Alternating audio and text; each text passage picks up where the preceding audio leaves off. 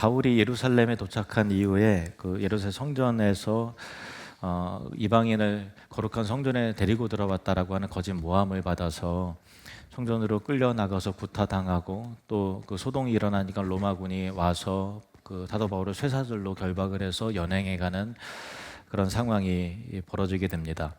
로마군의 진영에 가까이 이르게 됐을 때 바울이 천부장에게 요청을 해서 유대인들에게 그 말할 수 있는 기회를 달라고, 증언할 시간을 달라고 요청을 했을 때 천부장이 허락을 하죠.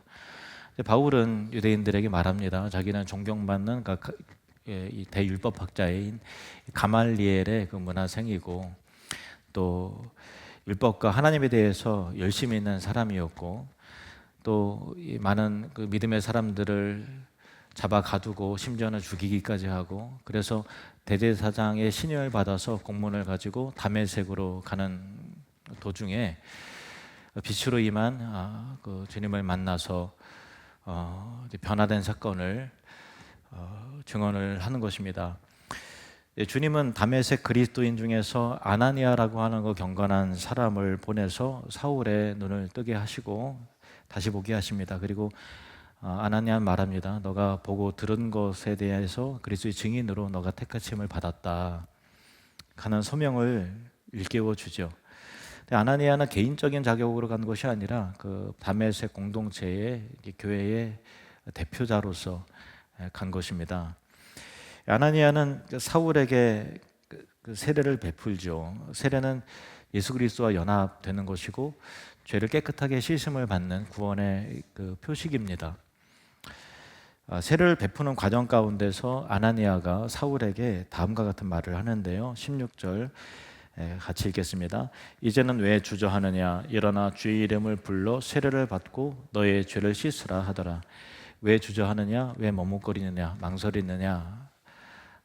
세례를 받으라라는 것인데, 사울 입장에서는 그 세례 받는 것에 대해서 주저하고 머뭇거릴 수밖에 없었던 이유들이 있었습니다. 그 세례라고 하는 것은 구원의 증표이지만 동시에 그 공동체, 교회 공동체의 한 성도의 일원이 된다라는 그런 의미거든요.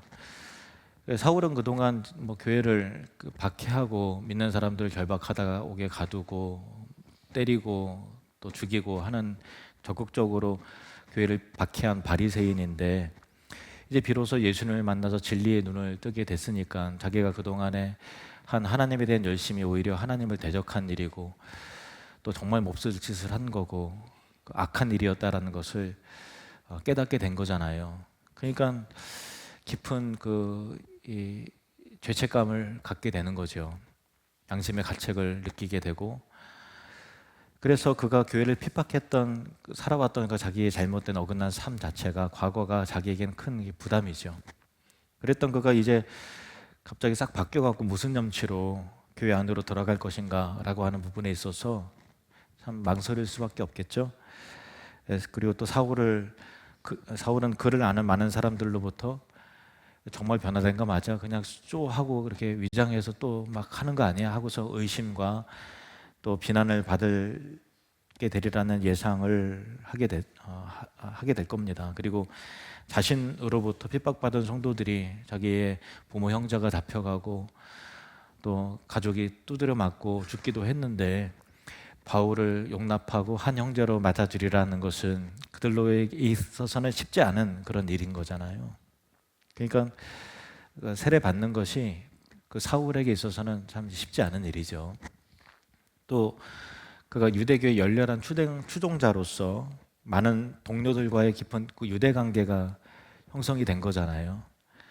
그러니까 세례를 받는다는 것은 자기가 그동안 속했던 끈끈한 그 공동체로부터 이게 나와서 새로운 교회 공동체 안으로 들어가게 된다는 것인데, 지금까지 같이 한 형제요, 또 어떤 열정을 다한 그 공동체로부터 갑자기 어느 날 딱 나와서 교회로 딱 들어가게 됐을 때 받게 되는 어떤 그 배신자로서의 낙인, 그리고 또 자기 가족들은 자기가 똑똑하니까 예루살렘까지 유학을 보내서 가말리엘의 문화생까지 되고 사내들인 공회원이 되는, 요즘으로 말하면 국회의원까지, 서울대 법대 나와서 국회의원까지 됐는데 얼마나 가족과 또 이 집안의 자부심이었겠어요. 그런데 어느 날 그걸 다 마다하고 싹 나와서 교회로 들어가게 됐다는 것을 알 때 그들이 느낄 그 낭패감과 배심감과 또 실망감, 그런 것들도 다 고려가 됐겠죠. 그리고 또 유대교 내에서 사내들인 공회원이라고 하는 높은 지위를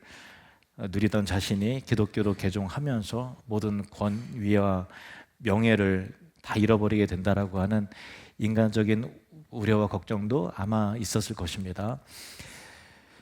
쉽지 않죠, 세례받는다는 게. 그런 사울에게 아나니아는 말합니다. 왜 주저하느냐, 무엇을 망설이느냐, 머뭇거리지 말고 일어나 주의 이름을 불러 세례를 받고 죄 씻음을 받으라. 이 사울이 그 용기를 내고 의지적인 그 믿음의 결단을 하라는 것이죠. 그렇게 사울은 결단하고 세례를 받는 것입니다.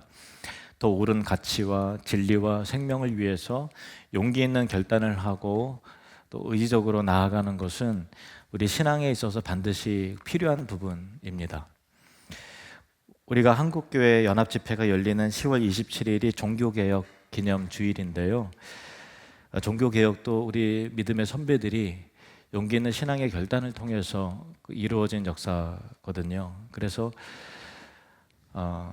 성경은 우리 신앙의 선배들이 어떤 결단을 하고 어떤 삶을 살아왔고 어떻게 헌신하고 또 어떻게 믿음을 지켰는지를 유심히 지켜보고 본받으라고 우리에게 도전을 하고 있거든요. 히브리서 13장 7절 말씀 보시면 같이 있습니다. 시작. 하나님의 말씀을 너희에게 일러주고 너희를 인도하던 자들을 생각하며 그들의 행실의 결말을 주의하여 보고 그들의 믿음을 본받으라. 그들의 행실과 결말을 잘 보고 그들의 믿음을 본받으라. 그런 의미에서 종교 개혁과 관련된 굉장히 그 중요한 두 분을 소개하려고 합니다. 한 분은 마르틴 루터, 또 한 사람은 장 칼뱅입니다. 칼뱅은 프랑스식 원래 이름이고 영어권에서는 존 칼빈 이렇게 하는데 동일한 사람이죠. 루터와 칼뱅과 관련된 각각 유명한 일화가 있는데 그 모든 우리 장로교 신자들은 다 알아야 되는 중요한 내용이에요. 이제야 말씀드려서 죄송하게 생각을 합니다. 한번 잘 들어보세요. 지금으로부터 500년 전, 약 500년 전 1517년 10월 31일 루터가 독일 비텐베르크 성문에 95개조 방방문을 게시한 것이 종교개혁의 도화선에 이게 불을 지핀 그런 일이 된 건데, 무엇에 대한 반박이었는가 하면은 로마 카톨릭의 그 면죄부 판매가 그 비성경적인 그 가르침이었는데 이 성 베드로 성당을 크게 지어야 되는데 돈이 부족한 거예요. 그러니까 어떻게 하면은 돈을 많이 헌금을 모을 수 있을까 고민을 해서 그러면은 여러 개 교리를 만들고 거기에 신앙생활을 좀 뜨뜻미지근하게 하거나 잘 안 한 부모 형제가 있으면 그 자손들이 돈을 넣으면 헌금을 하면 그 헌금함에 돈이 떨어짐과 함께 화살처럼 우리 조상들의 이 연옥에 있던 영혼이 그 화살처럼 올라가서 구원을 받게 될 것이다라고 하는 잘못된 교리를 더 많은 헌금을 그 강요하고 걷어내기 위한 수단으로 비성경적인 교리를 만들어낸 거거든요.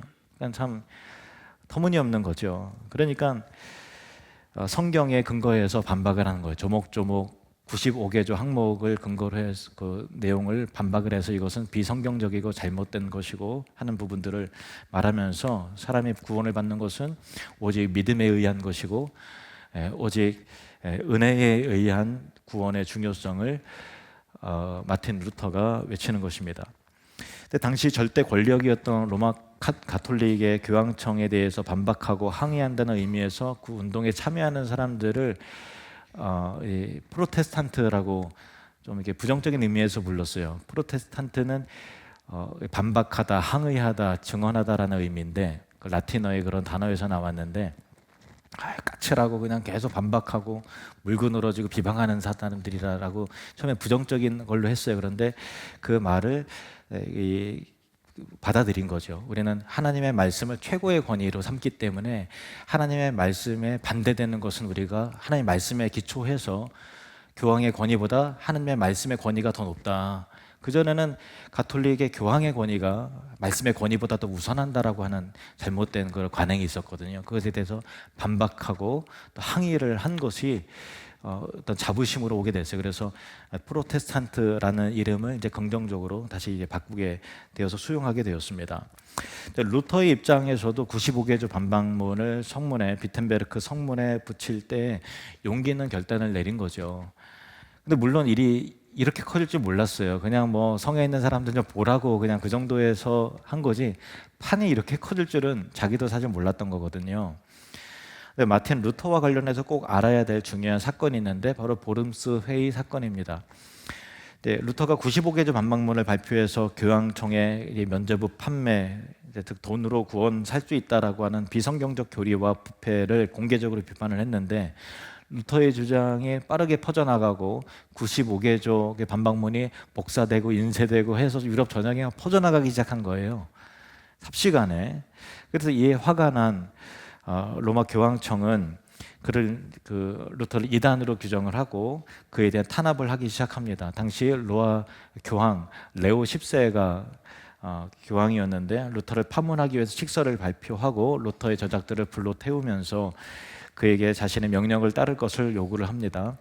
그러나 루터는 이러한 요구 따르지 않고 계속해서 오직 성경으로, 오직 말씀으로, 오직 믿음으로, 오직 은혜로의 원칙을 강조하면서 교황청의 부패를 비판을 합니다. 그러자 상황은 더 긴박하게 흘러가면서 루터는 심한 압박과 살해 위협을 받게 되는 상황이었어요. 그래서 1521년, 1517년에서 한 4년 정도 지났죠. 1521년 신성 로마 제국의 황제 카를 5세가 이거를 내가 좀 이렇게 중재를 하고 좀 잠잠하게 해야 되겠다라고 생각을 해서 루터를 독일의 도시 보름스라는 그 작은 도시로 소환을 합니다. 그래서 큰 정치 종교 회의를 진행을 하는데 거기에서 이제 이 자기가 제시한 문제에 대해서 해명을 하고 또 주장을 철회할 것을 요구를 받는 거죠. 그러면 너가 그 주장을 철회하고 잘못했다고 인정을 하면 내가 착각한 겁니다. 교황의 말이 옳습니다라고 인정을 하면 너는 목숨을 그래도 내가 너의 안전을 지켜주겠다. 어떻게 할 거냐? 이왕이면 좋은 게 좋은 거니까 시끄럽게 하지 말고 주장 철회해라라는 그런 압박을 받는 거죠. 루터는 보름스에 도착을 하고 황제를 비롯한 제국의 권세자들 앞에서 서게 됩니다. 얼마나 그 황제 앞에 서고 또 제국의 권세자들 앞에서 설 때 그 얼마나 그 긴장감과 중압감이 얼마나 루터에게 컸겠어요. 근데 이를 거부하면은 이단으로 너는 이단이다라고 정죄를 받고 처형될 상황이었거든요. 역사적 기록에 따르면 루터는 이제 보름스 회의 전날에 도착을 해서 밤까지 이 깊은 갈등 속에서 영적인 싸움을 합니다. 하나님 앞에서 자신의 선택이 과연 정말 옳은 건지, 그리고 그것이 교회 개혁에 도움이 될지, 나 하나 철회한다고 뭐 달라지겠는가, 또 이거를 뭐 한다고 뭐가 또 달라지겠는가, 그냥 튀지 말고 그냥 조용히 살까 이렇게 하면서 계속 고민을 하는 거예요. 그러면서 하나님의 뜻을 알게 됐어요. 그리고 드디어 날이 밝아서 황제와 권세자들 앞에서 담대하게 자신의 입장을 굽히지 않으면서 역사의 길이 남을 결단의 말을 남기는데 이 역사책에 기록이 된 부분입니다. 이렇게 그 말을 했어요. 루터가 황제 앞에 이렇게 말합니다. 만약 내 주장이 성경의 가르침이나 분명한 이성적인 증거에 의해 틀렸다고 증명되지 않는다면 나는 철회할 수 없습니다. 내 양심은 하나님의 말씀에 따라야 하기 때문입니다. 그래서 나는 내 주장을 철회할 수도 없고 철회하지도 않을 것입니다. 하나님, 제가 여기 섰나이다. 저에게는 다른 선택이 없습니다. 하나님이여 저를 도우소서. 아멘. 이렇게 하고서 뒤를 돌아 나와요. 그러면서 처형될 위기 속에서 하나님의 기가 막힌 보호하심 속에서 그의 목숨이 이제 건짐을 받아서 계속해서 종교 개혁을 이어가는 그 스토리가 있는 거예요. 루터는 자신의 생명보다 신앙의 진리를 지키겠다는 결단을 내린 거죠. 내가 여기에 물러서면 변화는 일어나지 않을 거야. 사람의 말보다 하나님의 말씀이, 이 세상의 가치보다 하나님의 말씀이 가장 절대적인 권위와 가치를 가졌다라는 것을, 내가 하나님의 뜻을 알면서도 내 주장이 잘못됐습니다 하는 것은 너무나 비겁한 거예요. 신앙 양심이 허락되지 않는 거죠. 그러한 신앙의 양심과 믿음의 결단이 종교개혁의 불씨가 되었고 결국 전 세계적인 변화를 일으키는 거대한 개혁운동으로 확산이 된 것입니다. 그 이후에 유럽은 종교개혁의 불이 정말 거세게 활활 타오르게 됐는데, 루터의 보름수 회의가 있은 지 15년이 지나는 1536년 프랑스의 젊은 학자인 굉장히 대단한 천재입니다. 장 칼뱅이 등장을 합니다. 그래서 1536년에 기독교 강요가 원래 지금은 두꺼운 책인데 처음에는 소책자로, 초판에는 소책자로 작은 책이 나왔을 때도 이미 그게 딱 나오자마자 전 유럽에 복사되고 인쇄되도 막 확산이 되어서 개혁주의 신학의 어떤 그 신학적인 기틀을 단기간 내에 마련을 하고 신학자로서 굉장히 주목을 받게 됐거든요. 장 칼뱅이. 그래서 그 유명한 책을 출판한 다음에 프랑스에서 종교 박해를 피하려고 어디 뭐 조용한 데서 계속해서 저술 활동이나 해야 되겠다 하고서 유럽 전역을 은둔할 곳을 찾아서 돌아다니고 있었어요. 그러다가 그의 이 칼뱅이 이제 제네바를, 스위스의 제네바를 지나면서 머무는 동안에 기욤 파렐이라고 하는 불같은 성격의 종교 개혁가가 그를 찾아옵니다. 근데 파렐은 그 당시 제네바에서 종교 개혁을 이끌고 있었는데 여러 가지 도시 내의 개혁의 어려움에 봉착을 해서 굉장히 좀 곤란한 상황에 부딪히고 말았던 거예요. 역부족이었던 거죠. 그는 제네바의 종교 상황을 바로잡고 칼뱅의 그 명철한 그 이성과 또 신학적 탁월한 능력이 절실하게 필요하다고 생각을 했던 것입니다. 그래서 파렐은 칼뱅이 제네바에 왔다는 이야기를 듣고서 칼뱅을 찾아갑니다. 그리고 도움을 요청하는 거죠. 칼뱅에게 제네바의 이곳에 머물면서 종교개혁을 돕고 개혁 신학을 정립할 것을 간청을 합니다. 하지만 칼뱅은 이 요청을 정중하게 거절을 하면서 이렇게 말을 합니다. 저는 혼란스러운 도시의 문제에 얽히기보다는 그저 조용한 곳에 가서 글을 쓰고 연구하고 싶습니다. 제게 맡겨진 사명은 학문의 길에서 이루어질 것이라고 저는 믿습니다. 이렇게 하고서 이제 뒤를 돌아 나오는 거예요. 이 말을 하고 나가는데 그런 칼뱅을 향해서 이 기욤 파렐이 이렇게 소리를 치는 거예요. 등을 대고, 만약 당신이 제네바에서 이 사명을 외면하고 떠나간다면 하나님께서 당신을 심판하고 저주하실 것입니다. 하나님께서 당신에게 주신 은사를 이렇게 묻어두는 것은 심각한 죄악입니다 하고 소리를 쳤어요. 그 외침이 칼뱅의 등 뒤에 비수처럼 이렇게 꽂힌 거예요. 그래서 하나님의 부르심을 거부할 수 없다는 것을 깨닫고 제네바에서의 사명을 받아들이기로 결단을 합니다. 결국 칼뱅은 조용한 학자의 삶을 뒤로하고 제네바에서의 종교개혁의 운동에 몸을 던지게 되고, 그곳 제네바의 장 칼뱅에 의해서 개혁교회인 장로교회가 탄생의 기틀이 마련이 된 것이고, 제네바에서 종교개혁이 정말 참 이상적인 교회 운동이 일어나고 있다는 이야기를 듣고서 유럽 각지에서 많이 학자들이 와서 이 스위스 제네바의 종교개혁의 모델을 삼아서 각 교회에 가서 적용을 하고 정착한 것이 바로 장로교회인 것입니다. 만약 칼빈이 자신의 편안한 학자의 삶을 끝까지 고집을 했다면 제네바 종교개혁에 동참하기로 믿음의 결단을, 그 용기 있는 결단을 내리지 않았다면 아마 장로교회는 없었을지도 모르겠습니다. 우리는 위대한 믿음의 결단을 내린 종교개혁자들의 후예인 프로테스탄트인 것입니다. 프로테스탄트는 그냥 자기 입장에서 우리의 이익을 위해서 항거하고 또 반박하고 항의하고 하는 것이 아니라 성경과 가치를 최고의 권위로 올려놓는 사람들이죠. 이 세상의 이론과 철학보다 하나님의 말씀, 유일한 진리 하나님의 말씀을 가장 궁극적 최고의 권위로 올려놓은 사람들이 프로테스탄트 아닙니까? 그래서 비성경적인 세상의 이론과 이념에 대하여서 항의하고 반박하며 성경을 증언하는 자들이 바로 우리 개신교 신자들이고 개혁주의자들이고 프로테스탄트인 것입니다. 아나니아가 이 사울을 만나서 한 말을 다시 한번 주목해 보시기 바랍니다. 15절, 16절 말씀 우리 함께 읽겠습니다. 내가 그를 위하여 모든 사람 앞에서 내가 보고 들은 것의 증인이 되리라. 이제는 왜 주저하느냐? 일어나 주의 이름을 불러 세례를 받고 너의 죄를 씻으라 하더라. 아나니아는 사울을 향해서 너는 예수를 위해서 또 모든 사람 앞에서 너가 보고 듣고 경험한 것에 대한 증인이 될 것이다. 그리고 이 일을 위해서 주저하지 말고 망설이지 말고 세례를 받으라 라고 결단을 촉구하는 것입니다. 바울은 믿음의 결단을 내려 세례를 받고 그 길로 증인의 삶을 살기로 결단하고 가는 것입니다. 그리고 그 이후에 계속해서 증인의 삶을 살기 위한 믿음의 결단을 내리면서 지금까지 온 바울의 삶을 살펴보시길 바랍니다. 바울의 선교 여행 자체가 용기 있는 믿음의 결단이었던 것이죠. 수없는 방해와 박해와 위협과 어려움에도 불구하고 오해와 비방에도 불구하고 그는 계속해서 용기 있는 결단을 내리면서 예수 그리스도를 위한 증인의 삶을 살기로 하는 것입니다. 그렇게 한 단계 한 단계 나아가면서 여기까지 온 것이죠.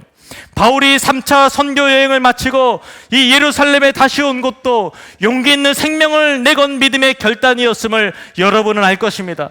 바울 주변에 있었던 사람들이 다 말리고 만류합니다. 바울 선생님, 가면 안 됩니다. 그곳에 가면 결박당하여 죽게 될 것입니다. 붙잡힐 것입니다. 고난을 겪게 될 것입니다. 선생님, 제발 가지 마십시오.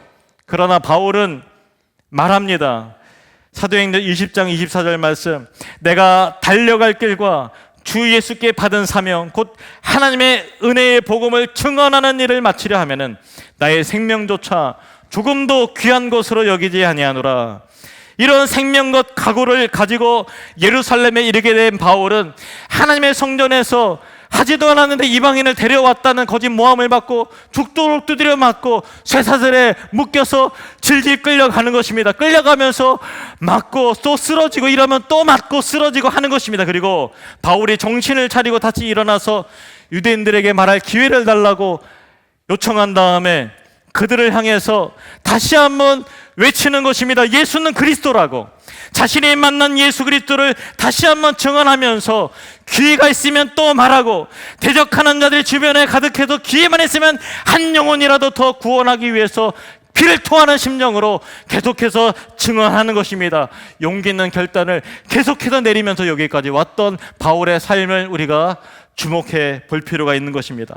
이 바울의 위대한 믿음의 결단, 그리스도를 위한 용기 있는 증언이 바로 종교 개혁자들의 모델이 된 것이고, 이 바울의 위대한 발자취가 있었기 때문에 루터도 그리한 것이고 칼빈도 그렇게 한 것이라는 것입니다. 그리고 우리도 진리를 지켜내기 위해서 힘 있는 권사자들에게 항의하고 반박했던, 오직 성경이 최고의 권위고 이 세상의 가치와 이념보다도 하나님의 말씀이 최고의 권위라는 것을 인정하는 사람들이 바로 프로테스탄트의 정신이 있는 사람들인 것이라는 것입니다. 10월에 우리가 적용해야 될 4가지 내용을 여러분에게 말씀을 드리길 원합니다. 첫 번째는 우리 각자 신앙생활에 관한 거예요. 두 번째는 사역 지원에 관한 것이고, 세 번째는 12.7 연합 예배에 관한 것으로 좀 적용하길 원합니다. 첫 번째, 개인의 일상에서 신앙생활을 어떻게 할 것인가. 예수를 믿고 세례를 받고 신앙생활을 잘가는 데 있어서 모두가 다 하나님의 주권적 은혜요, 하나님이 인도하시지만 그러나 하나님께서는 기계적으로 우리 움직이시는 것이 아닙니다. 믿음의 결단을 통해서 우리의 소원함을 두시고, 그렇지, 내가 이제 주일 성수해야 되겠다, 내가 취미생활도 중요하지만 그래도 하나님 중심으로 내가 살아야지 하는 결단으로 여러분 주일 예배 드린 거 아닙니까?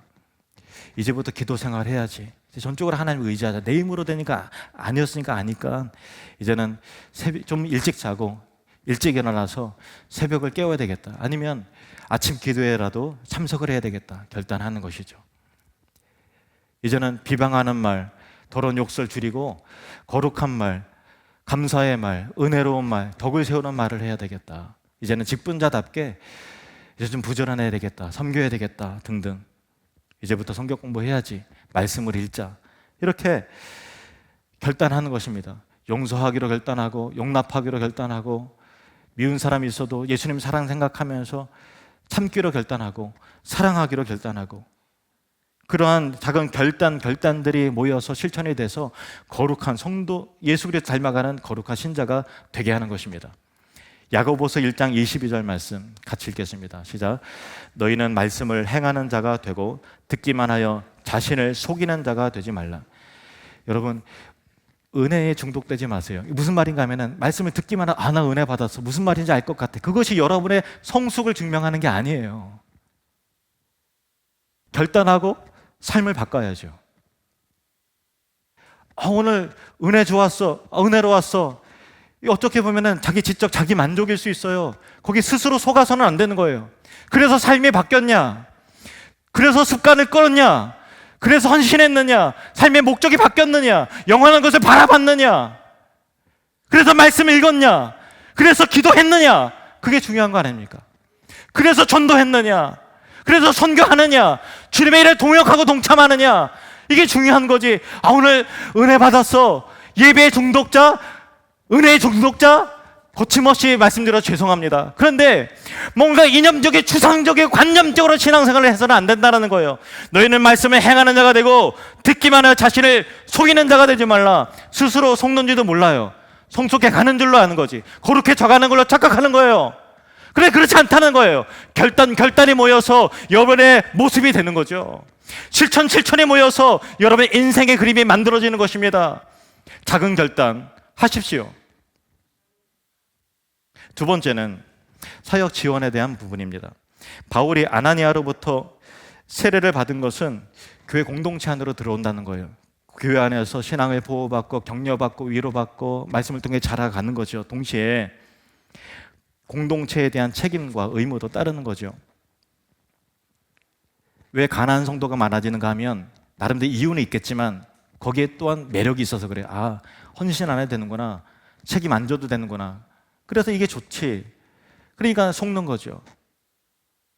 교회도 작은 믿음의 결단, 섬김의 결단들이 모여져서 세워지는 것입니다.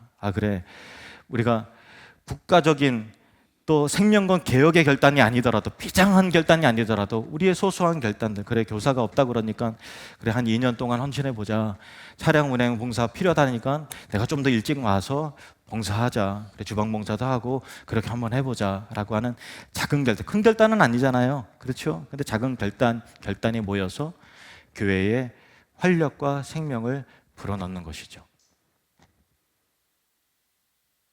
비장한 결단, 나라를 위한 구국의 결단도 필요하지만 소소한 일상의 결단도 필요한 것입니다. 바울이 그렇게 했던 것처럼. 그리고 12.7 한국교회 연합예배 세 번째 적용입니다. 한국교회는 참 부끄러운 역사에 이리저리 갈라지고 막 쪼개지고 나눠져서 장로교회만 해도 등록된 장로교회 교단만 해도, 교회가 아니라 교단이 등록이 100개가 넘어요. 150개 된다는 이야기도 있어요. 우리 교회도 사실은 그 갈라진 교회 교단 중에 하나죠.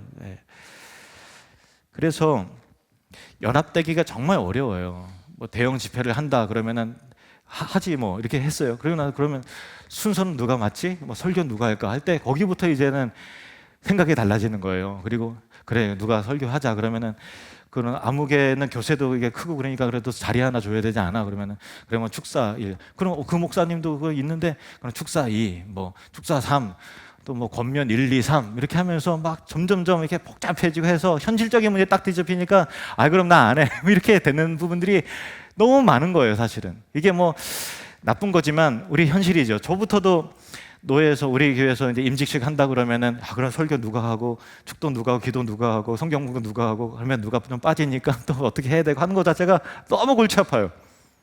근데 우리의 현실 자체가 그런 거예요. 나쁜 거지만 우리는 그 현실에 살잖아요. 그러니까 한국 교회가 하나 된다는 거는 너무 어려운 일이에요. 그런데 다툼과 갈등이 생겨도 하나가 될 수 없는 구조예요. 그런데 큰 대형교회 목사님들이 자신의 위신과 체면 모든 거 다 내려놓고 아무도 나서지 말고 우리는 뒤치다거리만 하자. 그래서 설교 누가 하냐, 그냥 뭐 진짜는지 모르겠어요. 뭐 신학생 세우든가 아니면 외국에서 부르든가 또 뭐 이렇게 어떤 정치 구호도 내세우지 말고 우리가 다 하나가 되는 거니까.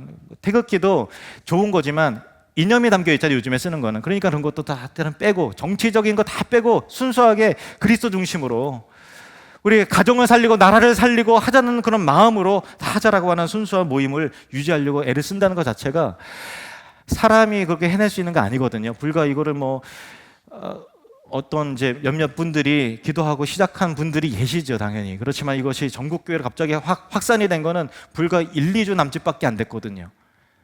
갑자기 급하게 안이 들어와서 고신총회, 합동총회, 합신총회 또 뭐 등등 해서 다 함께 하자고 이렇게 하는 것은 한국교회 역사상 없었던 그런 일이니까 이거는 성령님께서 저는 하시는 일이라 믿습니다. 이러한 결단들이 모여서 오는 10월 27일 종교개혁 기념 주일에 하나님의 창조 질서를 배격하는 이 세상의 이념과 이론과 법제화를 막고 성경적 가치 수호를 위해서 한국계 200만 명이 함께하는 이 연합 예배 큰 기도회가 열리게 된 것은 정말 저는 하나님 은혜라고 생각을 합니다. 실제로 물론 얼마나 모였을지는 알 수 없겠죠. 1973년 여의도에서 모인 그 빌리그리암 부흥 대집회에서 제일 마지막 날에 모인 숫자가 100만 명이라 그러더라고요. 이는 세계 기독교 역사 속에서 단일 집회 가운데는 최고로 많은 전무후무한 그 집회였어요. 그리고 이 100만 명의 집회 이후에 한국교회는 큰 복음의 확장과 성장을 이루었어요. 물론 양적 성장에 치중한 나머지 질적인 성숙과 교회됨의 빛과 소금의 역할을 잘 감당하지 못했다라고 하는 어떤 부정적인 시각과 비판도 물론 있습니다. 그래도 인정해야 될 부분은 뭐냐면 그때 폭발적인 숫자적인 증가로 인해서 그때 예수 믿는 사람들이 엄청나게 많다는 거예요. 1973년 이후에 그 부흥의 영혼 구원의 구령과 복음 전파의 그 파도의 물결 속에서 저와 여러분이 예수를 아마 믿었을 거예요. 100만 명의 집회와 영적 파도로 인해서 예수를 믿게 된 거죠. 그리고 한국교회는 미국 다음으로 선교사를 많이 보내는 선교한국이 되었습니다. 저는 그 당시에 태어나지 않았으니까 그때 예수를 알지 못했으니까 당연히 참여를 못했지만 그런 생각해봤어요. 여의도 100만 명 집회 때 그때 같이 참여했던 사람들은 인생 가운데 얼마나 큰 교훈과 영적인 도전과 삶의 변화의 분기점이 됐을까 그런 생각을 해봐요. 여러분도 아마 그때 참여하신 분들 있을지도 모르겠어요. 그런데 저는 이번에 광화문 100만 명, 오프라인 100만 명, 온라인 100만 명에서 200만 명 집회 가운데 여러분이 참여할 때 여러분의 인생의 가치와 중요한 이 분기점이 되리라고 저는 생각을 합니다. 만약에 우리가 동성애 확대법, 차별금지법이 이름은 차별금지한다는 것은 말 자체는 좋은 것이지만 그 안에 독소가 있거든요. 그걸 막지 못해서 가정을 지켜내지 못하고 신앙의 자유를 지켜내지 못한다면 우리 자녀들에게 얼마나 정말 어른으로서 부끄럽겠습니까? 참여하는 것 자체가 의미가 있고 그러함을 통해서 한국교회가 변화가 되고 이 영적 거센 악한 흐름이 중단이 되고 영적 판도가 바뀌게 된다면 얼마나 또 우리에게 감사하고 또 자랑스러운 일이 되겠습니까? 다시 시작된 200만 집회를 통해서 크고 작은 결단들이 모아지고 또 모아져서 한국교회가 다시 일어서고 회복되는 역사가 나타나기를 소망합니다. 그래서 이 집회를 통해서 나라가 바뀌고 가정과 다음 세대가 지켜지고 이 나라의 영적 판도가 거룩하게 바뀌게 되는 하나님의 그 영광스러운 역사가 나타나기를 간절히 소망합니다. 기도하겠습니다.